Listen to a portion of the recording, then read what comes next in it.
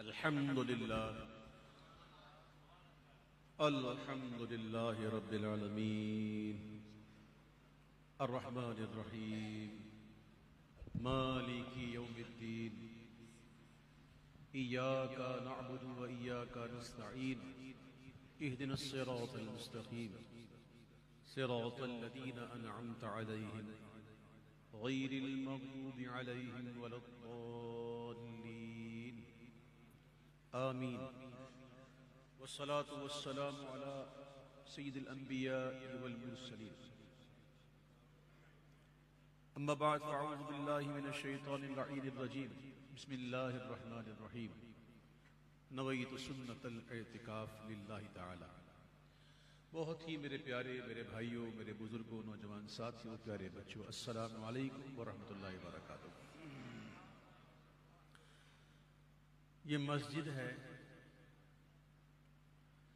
اور مسجد دنیا نہیں. روئے زمین پر وہ مساجد جس کی تعریف مسجد کی یہ ہے کہ جس کی بنیاد تقوی پرہیزگاری پر رکھی جائے، یعنی اللہ اس کے محبوب کی محبت پہ جس کی بنیاد قائم ہو مسجد ہے. تو جو روئے زمین پر مساجد ہیں یہ ساری مساجد جنت میں جائیں گے. تو اس وقت گویا ہم جنتی گھر میں بیٹھے ہیں. تو مسجد میں دنیا کی باتیں منع، اس لیے کہ مسجد دنیا نہیں. کئی لوگ ایسے ہوتے ہیں جو مسجد کا بالکل بھی ادب نہیں کر پاتے، حالانکہ بہت پاکیدائی ہے اس کی. یہاں تک کہ وضو بندہ کر کے نکلے اور قطرے اگر گریں تو مسجد کو تکلیف ہوتی ہے. جسے انسان کی آنکھ میں کچرا پڑ جائے تو تکلیف ہوتی ہے نا، یہ بیان کیا گیا. تو مسجد کو ایسی تکلیف ہوتی ہے. کسی کی چیز کوئی چیز کھو جائے اور وہ مسجد میں اعلان کرتا پھرے کہ بھائی میری چیز کھو گئی ہے، کسی کو ملی ہے، تو اس کو یہ دعا دینا سنت ہے کہ اللہ کرے تیری چیز نہ ملے. یعنی کہ مسجد کو ہم سمجھتے نہیں. مسجد کیا ہے؟ کئی لوگ بیٹھے ہوئے ہیں اور موبائل لے کے بیٹھے ہوئے ہیں، موبائل کے پیچھے تو ایسے پڑے ہوئے کہ اس کے بغیر تو بندہ کھانا بھی کھاتے کہ نہیں کھاتے. باتھ روم میں بھی لے کے جاتے ہو نا. کہیں تو چھوڑ دیا کرو بھائی، بڑی مہربانی ہوگی. اب نکلو ان چیزوں سے خدا کے واسطے، بہت زیادہ ہو گیا. توجہ سے ذکر سنیں حضور کا صلی اللہ علیہ وسلم. اللہ مجھے بھی توفیق عطا فرمائے. سیدی اعلیٰ حضرت علیہ الرحمہ کے کلاموں کو پڑھنا یہ میرے لیے باعث فخر ہے.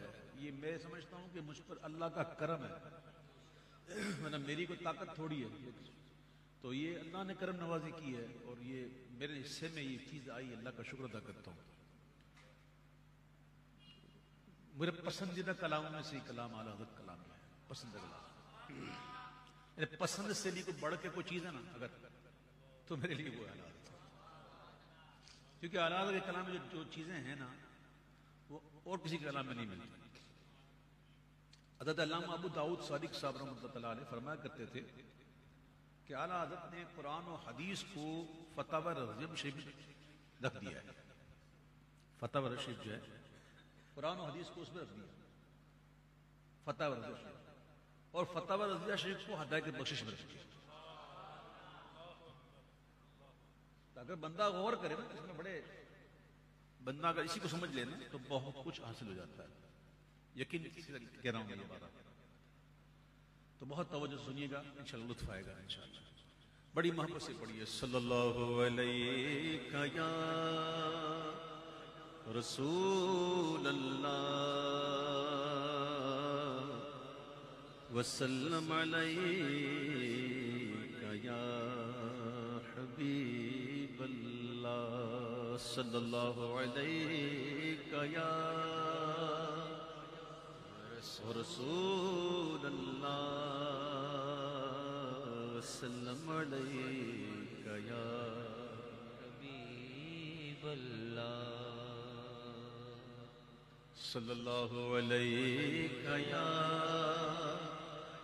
رسول اللہ وسلم علیہ یا حبیب اللہ.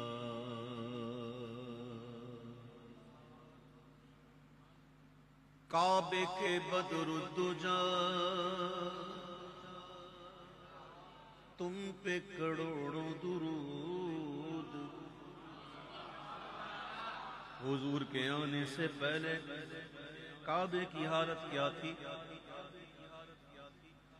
ظالموں نے 360 بت رکھے ہوئے تھے، وہ بھی کعبے کی دیواروں پر، اور اس قدر کی حالت کا دور کہ مرد عورت برہنہ ہو کعبے کے گرد گھومتے تالیاں بجاتے. کعبے کو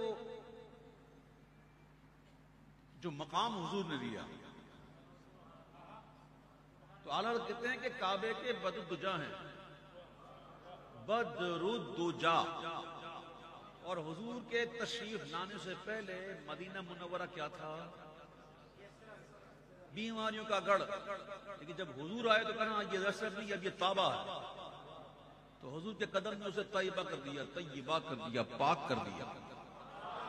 امام کہتے بات یہ ہے، کعبے کے بدر الدجا تم پہ کروڑوں درود، طیبہ کے شمس الضحا تم پہ کروڑوں درود. جان و دل اصفیاء تم پہ کروڑوں درود، جان و دل اصفیاء تم پہ کروڑوں درود. آب و گلے انبیاء تم پہ کروڑوں درود. مغز ہو تم اور پوست کہتے ہیں چھلکے، خال کو بھی کہتے ہیں، چھلکے کو بھی کہتے ہیں پوست. امام کہتے ہیں مغز ہو تم اور پوست، اور ہیں باہر کے دوست. تم ہو درون سرا تم پہ کروڑوں. سب تمہارے در کے رستے، ایک تم راہ خدا ہو. سب کی ہے تم تک رسائی، بارگاہ تک تم رسا ہو. مغز ہو تم اور پوست، اور ہیں باہر کے دوست. تم ہو درون سرا تم پہ کروڑوں درود. تم سے خدا کا ظہور، اس سے تمہارا ظہور. یہ پڑھے لکھے جو ہے نا کو پتا ہے کہ دلیل لمی کسے کہتے ہیں، دلیل انی کسے کہتے ہیں. یہ منطق میں، یہ قیاس کی بحث میں یہ چیزیں آتی ہیں. تو جو پڑھے لکھے ہیں ان کی نظر تم سے خدا کا ظہور اور اس سے تمہارا ظہور. لم ہے یہ وہ ان ہوا تم پہ کروڑوں درود. صلی اللہ علیہ یا رسول اللہ وسلم علیک یا حبیب اللہ.